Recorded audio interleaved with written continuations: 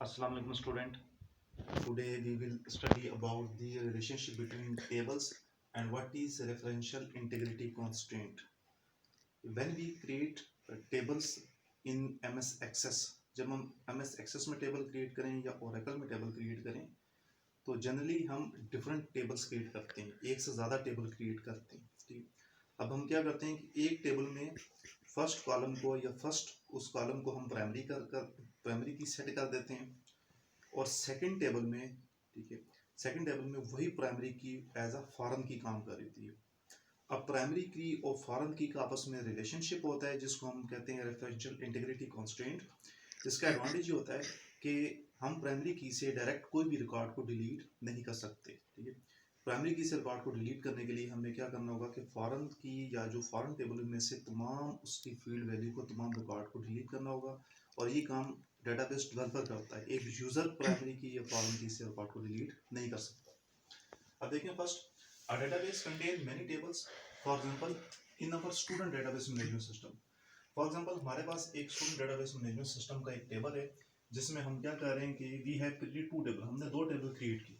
One for holding student particulars, एक में student के पार्टिकुलर्स, स्टूडेंट से रिलेटेड कार्ड है, और सेकंड जो टेबल है एक में स्टूडेंट का कार्ड, और जो सेकंड टेबल है उसमें रिजल्ट ऑफ एग्जामिनेशन का कार्ड। और the relationship between these two table must be defined in MS Access में हम इन दोनों टेबल्स का दरमियान जो रिलेशनशिप है उसको हम डिफाइन करते हैं। All these things are related to the practicals, but here only I am going to define the definition of referential integrity constraint. कि फॉर एग्जाम्पल आपके पास दो टेबल हैं, एक फर्स्ट आपके पास टेबल जो है वो स्टूडेंट का है और सेकंड टेबल आपके पास जो है वो रिजल्ट का है। अब स्टूडेंट की टेबल्स में ये आपकी जो फील्ड वैल्यूज बन सकती है, आपकी फील्ड फर्स्ट रोल नंबर हो सकता है, रजिस्ट्रेशन नंबर, जिसको आप प्राइमरी की सेट, जो कि हर स्टूडेंट का रोल नंबर यूनिक होता है। प्राइमरी की वो वैल्यू होती है जो कि यूनिक होती है, जो कि रिपीट नहीं होती। For example the CNIC number of every citizen is unique. जो हमारा नेशनल आइडेंटिटी कार्ड नंबर है वो हर सिटीजन का यूनिक होता है। ऐसा नहीं हो सकता कि दो पर्सन का सेम CNIC नंबर हो। इसी तरह जो स्टूडेंट का जो रजिस्ट्रेशन नंबर है और रोल नंबर है वो यूनिक होता है हर क्लास में। इसको हम as a primary key set कर देते हैं, B set is as primary key. उसके बाद उसके फर्दर पर्टिकुलर्स हो सकते हैं, स्टूडेंट नेम हो सकता है, क्लास हो सकता है, डेट ऑफ बर्थ हो सकती है, एड्रेस हो सकता है, उसका सेक्शन हो सकता है, और उसके फर्दर पर्टिकुलर्स हो सकते हैं। अब सेकंड सेकंड में क्या कर सकते हैं, अब सेकंड टेबल रिजल्ट का टेबल है। अब रिजल्ट के टेबल में अब रिजल्ट आईडी जो है ना वो हर रिजल्ट की वो यूनिक होगी। इसको ये रिजल्ट के टेबल में result ID as a primary key काम कर सकती है। और इसमें अब यही रोल नंबर यहाँ पे स्टूडेंट टेबल में एज अ फॉरम की होगा, क्योंकि ये इसमें जो रिलेशनशिप बन रहा है स्टूडेंट और रिजल्ट में ये वन टू मैनी का बन रहा है कि एक स्टूडेंट के कई रिजल्ट्स हो सकते हैं। एक स्टूडेंट का फर्स्ट टर्म का रिजल्ट हो सकता है, सेकंड टर्म का हो सकता है, फाइनल टर्म का। तो एक स्टूडेंट के अब ये हो सकता है फॉर एग्जांपल ये सिर्फ कॉलम उसके फिजिक्स की वैल्यू का हो, इसी तरह उसके कंप्यूटर साइंसेस का हो सकता है, सेकंड उसकी जो रो कंप्यूटर साइंसेस जो, थर्ड रो उसकी मैथमेटिक्स की हो सकती है। अब इसमें रिजल्ट आईडी चेंज होगी, रोल नंबर सेम रहेगा, यानी वन। अब यहाँ पे रोल नंबर एक रो में रोल नंबर यूनिक था, सेकंड रो में रोल नंबर चेंज होता है।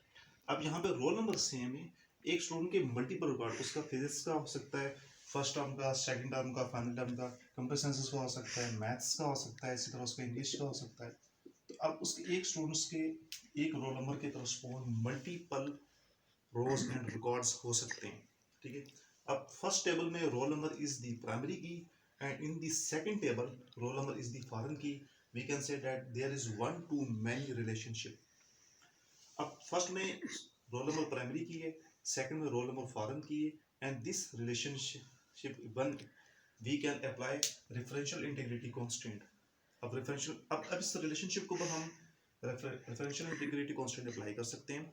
इसका रिजल्ट ये होगा कि इसका फायदा ये होगा कि कोई भी पर्सन यूजर जो प्राइमरी की से कोई रिकॉर्ड डिलीट करना चाहेगा तो मैसेज आ जाएगा कि इस प्राइमरी की के बेस पे और कई टेबल्स हैं और उन टेबल्स में इसके रेलेवेंट रिकॉर्ड मौजूद है। अब एक प्राइमरी की मल्टीपल टेबल्स में एज अ फॉरेन की काम कर सकती है, और हमेशा जो रेफरेंशियल इंटीग्रिटी कांस्टेंट जो अप्लाई होता है वो फॉरेन की और प्राइमरी की के दरमियान में जो रिलेशन बनता है उसके ऊपर अप्लाई होता है। ठीक है, अब एक टेबल में जो प्राइमरी की है वो मल्टीपल टेबल्स में वो फॉरेन की बन सकती है।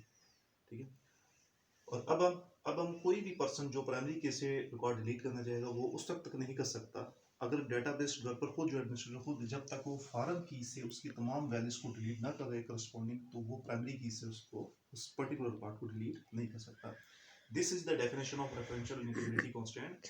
It shows that we cannot delete or modify values of a primary table record. हम primary table record की वैल्यू को डिलीट मॉडिफाई नहीं कर सकते on which related records depend. अब related record कौन से आ गए, जो further tables आ गए, it may be two or more than two, कई tables हो सकते हैं. So we must delete all records related to primary table record. So हमें इससे related तमाम records foreign table से हम delete करेंगे, second table से, third table से, then we can delete the primary key record, primary table record. So this is the basic concept of referential integrity constraint, and this is the relationship between tables in RDBMS. और इन्हीं relationship की base पे इन्हीं we apply different type of queries on tables, and we can generate reports based on the query. हम जो report generate करते हैं वो we can report generate reports based on multiple tables. हम ऐसी रिपोर्ट जनरेट कर सकते हैं जिसमें डाटा मल्टीपल टेबल से आ रहा है। ठीक है, और ऐसी रिपोर्ट्स भी वी कैन जनरेट जिसमें डाटा जो है पर्टिकुलर किसी एक टेबल से आ रहा है। So it depends on the requirement of the system कि यूजर की रिक्वायरमेंट क्या है। वी कैन इसी तरह we can create forms based on one table, and similarly we can create form based on multiple table, and so we can generate reports based on one table, and we can generate reports based on multiple table, and all these things are related to the practical work. But here I have defined the basic definition of referential integrity constraint. So you must remember this topic for exam point of view, and any query or question you may ask me. And for all students, you must subscribe my channel so that you can see the videos on daily basis. Thank you. Allah Hafiz.